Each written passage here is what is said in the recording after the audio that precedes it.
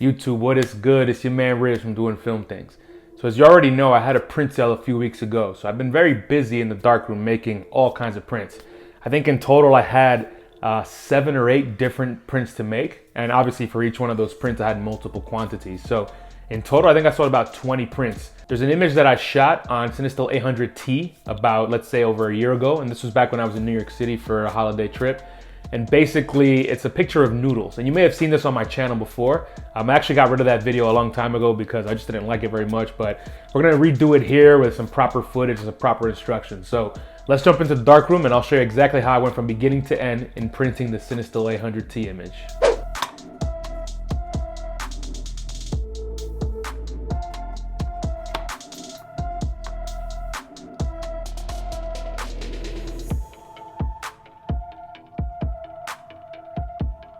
Yo, what's up y'all? So I'm in the darkroom and basically I printed this photo before, but this was one of the most popular ones from my recent print sale, so I've got to print quite a few of these. I don't remember the settings and it was a different enlarger, so I basically have to start from scratch here. So anyways, I'm gonna do an initial test print to get the exposure right, and I'm gonna test out a couple different times. Once I establish that, then I'm definitely gonna have to start messing around with color. This is a kind of indoor tungsten shot, and there's all these cool kind of neon lights in there and all that. So the coloring is gonna be pretty interesting.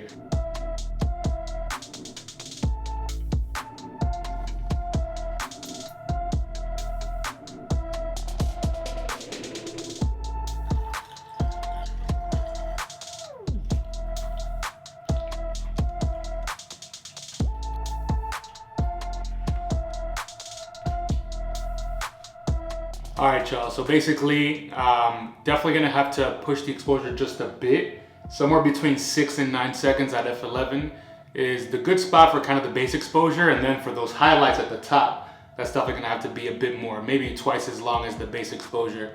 And I think I'm going to do one more text exposure for exposure time as well, just to see how much dodging and burning I'm gonna need. So I'm gonna do half about 6-7 seconds and the other half about 14 seconds or something, and we'll see what happens.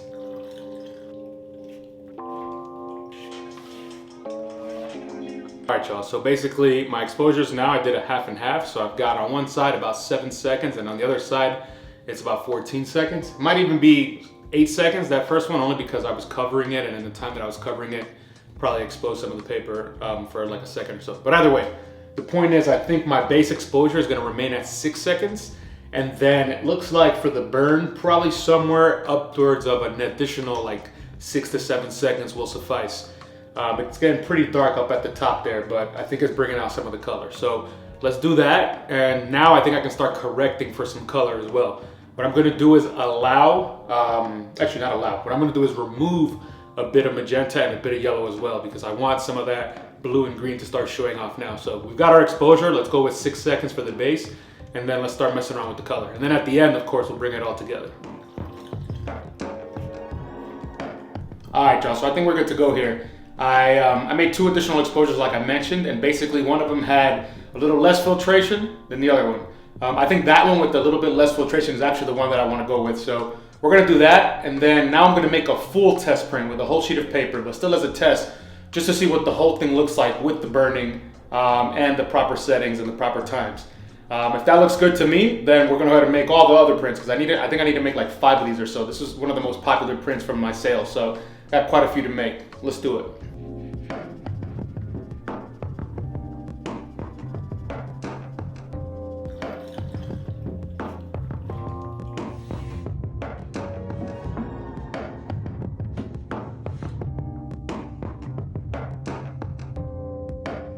Yo, so I think we got it. I'm really happy with how that print turned out. I think the amount of burning really made a difference, and the print just feels very even, you know? Even though it was a very dimly lit interior scene with a lot of that tungsten light, I feel like the print job here really balances everything, whether it's the exposures, the colors. I just really like how it looks, and the bokeh behind those noodles is just wild. I think that's what makes this whole image, is all that beautiful kind of pop of color in the background. I'm really, really happy with how this turned out, and super happy with kind of the fact that, you know, you can get something so good out of a negative. You know, this is what makes printing so much fun. So I'm gonna make another 4 copies of this, because this one is not perfect, given that the development was just slightly uneven. So I need to just mix up a new batch of developer here, because that one's pretty old. And then I can make 4 copies pretty easily, and then we're all good to go.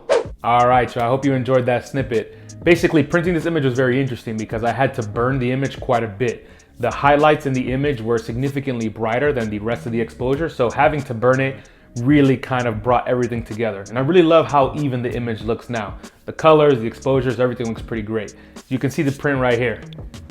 It's not the full crop, obviously, because I shot this on 35 millimeters, so I had to crop it here for an 8x10 print, but I think with this image, it really works and looks fantastic. Additionally, I printed a whole bunch of other images, I said, as part of the print sale. So I'm actually gonna show you a few here. This right here is an image from my trip to Aruba, and it's basically a beachside image, and I love it. It's just very plain. It's got someone relaxing under a palm tree. I think it looks fantastic, and the colors here just speak. I think this was Fuji C200 stock, or maybe Kodak Gold 200. I'm not totally sure, but love how that turned out. I've also got a medium format print here. This right here is from my trip to Scotland from earlier this year. And yeah, it's a beautiful golden hour shot right before sunset. And you know, I really love how the film really captured that golden light. And I actually think this looks significantly better in print as compared to the scan. I'll put up a scan here so you can see what I'm referring to. But I just think on the print, it's a bit more even. That golden light really shines.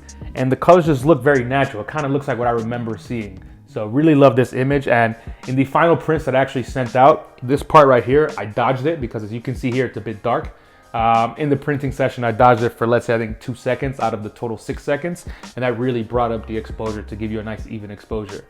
And I've got one more print I want to show you. It's this one right here. You may have seen this one on Instagram. I did a reel recently kind of showing the process, but this is from my trip to China from last year. I went to China in December last year for the Christmas holiday, and I went alone actually. It was a solo trip basically to go eat lots of food, tourist around, and see beautiful sights. This right here is a picture of the Forbidden City in Beijing, and basically it's not within the Forbidden City itself, it's a view of it from afar. So actually I went to this park in the middle of Beijing. I'm not sure exactly what it's called, but you have to hike to the middle of the park, and then there's a big kind of tower temple in the middle, and it's the most elevated part, I think, maybe in the whole city. So from up there, you get this incredible view of the Forbidden City. And basically you have obviously one of the main buildings here, one of the entrances. Then if you look into the distance, you see all of those other buildings, and there's so much symmetry here. There's a lot of haze from that kind of Beijing sky, and it just looks epic. You see kind of the buildings disappearing into the distance there and being a bit faint. I actually did burn this image as well because in the negative, this part of the image, the top part, is very blown out. So I had to burn that an additional maybe 2-3 seconds to bring it down and just kind of bring it more even with the rest of the exposure, because I think I was metering for the shadows in this case. But nonetheless, I love this image. This was probably my favorite one to print. It's just so striking when you see it on paper. It looks great as a negative scan, but printing just really changes the game. So I really encourage everyone out there, if you're really considering printing, definitely jump into it because it makes your images speak. It gives them additional life. And honestly, all of these images, it's easy to forget them, you know, once you save them and put them in your archives. But when you print them, you kind of get to enjoy them again and interact with them. So I had a great time printing, even though it was a lot of work. Are you thinking about printing? What's holding you back? Talk to me in the comments. Let me know if I can help you kind of reassure you and get you over that hump, because I'd love to see everybody doing some RA4 printing. All right, y'all, that's what I got for this week. If you enjoyed this video, please go ahead and leave me a like. And of course, go ahead and subscribe to the channel if you haven't already. Till the next one, y'all. Peace.